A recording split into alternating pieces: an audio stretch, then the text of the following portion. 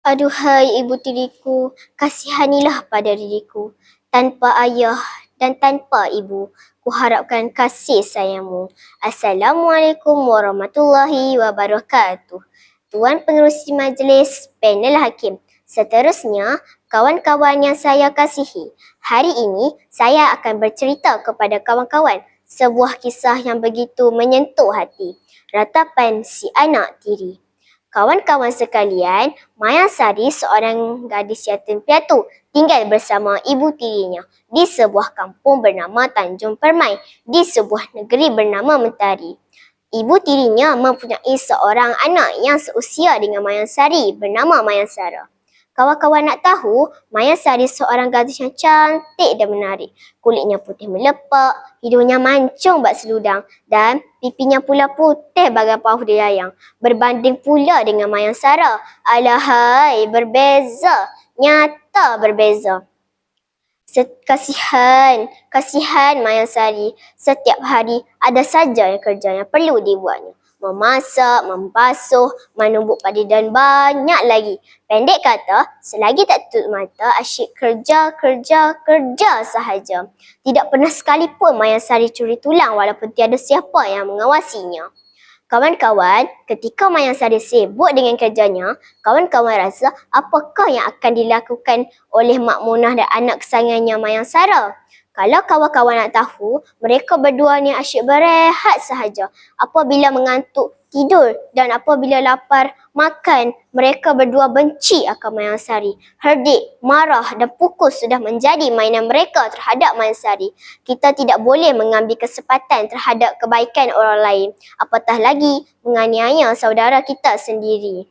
Kasihan Mayasari, kasihan. Air matanya sudah kering menangisi takdir hidupnya yang penuh derita diseksa ibu tiri. Kawan-kawan, ingatlah Tuhan akan sentiasa membantu makhluknya yang teraniaya. Pada suatu hari, ketika dalam perjalanan pulang dari hutan mencari kayu api, Mayasari telah bertemu dengan seorang nenek kebayan yang telah memberinya sekuntum bunga ros merah yang sungguh istimewa. Kawan-kawan nak tahu keajaiban bunga ros merah ini? Ya, kawan-kawan, bunga ros merah ini sentiasa segar walaupun tidak disirami air. Dan apa yang lebih menakjubkan apabila Mayasari melafazkan pantun. Ros merah diletak di dada, air wangi di dalam kali. Buat baik berpada-pada, buat jahat jangan sesekali. Tubuh Mayasari akan berbau harum semerbak yang cukup mengasyikkan. Wah, wanginya Mayasari. Kawan-kawan, Mak Munah dan anaknya berasa sungguh hairan. Wajah Mayasari semakin jelita dan bertambah pelik lagi, tubuhnya berbau amat harum. Sakit hati Mak Munah dan anaknya sudah tidak terbendung lagi. Mereka mencari jalan untuk mencukir rahsia sebenar Mayasari. Mereka cuba memberi pelbagai sogokan agar Mayasari bercakap benar, namun tidak berjaya. Kawan-kawan rasa apakah yang akan dilakukan oleh ibu tiri Mayasari itu ya?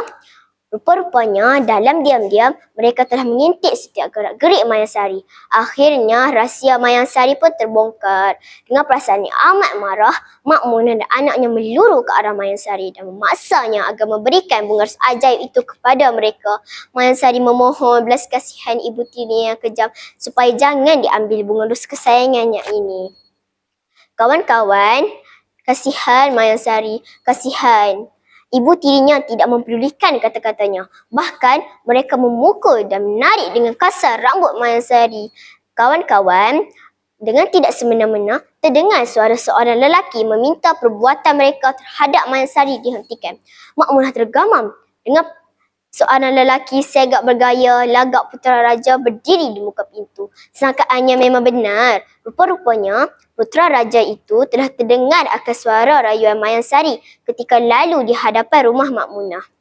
Kawan-kawan rasa Mak Munah telah berbohong kepada putera raja itu dengan menuduh Mayasari mencuri dan enggan memulangkan bunga ros milik anaknya. Perbuatan berbohong untuk kepentingan diri sendiri merupakan perbuatan yang sangat keji yang patut dijauhi. Namun kawan-kawan, Putera raja bijak laksana, lantas baginda meminta Makmunah membuktikan kebenaran kata-katanya. Apalagi disuruhnya si Mayansara melafazkan pantun khidmat pada bunga ros itu. Sesungguhnya Allah Maha Kaya. Sebaik saja pantun dilafazkan, tiba-tiba bau yang sangat busuk memenuhi segenap ruang udara. Bertuah badan insan teraniaya dapat berkahwin dengan putera raja. Ibu tiri dihukum penjara, bahagia Mayansari tinggal di istana. Kawan-kawan, begitulah kesudahannya cerita ratapan si anak tiri. Antara pengajaran yang dapat kita jadikan iktibar ialah yang pertama, janganlah kita berlaku kejam sesama manusia. Yang kedua, berbuatlah baik sesama manusia, pasti hidup akan berjaya. Yang ketiga, anak yatim hendaklah dikasihi dan janganlah dibenci. Yang keempat, janganlah cemburu akan kecantikan dan kejayaan orang lain. Akhir sekali, Tuhan amat menyayangi insan yang sabar dan bersyukur. Ingat ya kawan-kawan, berbuat baik berpada-pada, buat jahat jangan sesekali. Assalamualaikum warahmatullahi wabarakatuh. Jumpa lagi.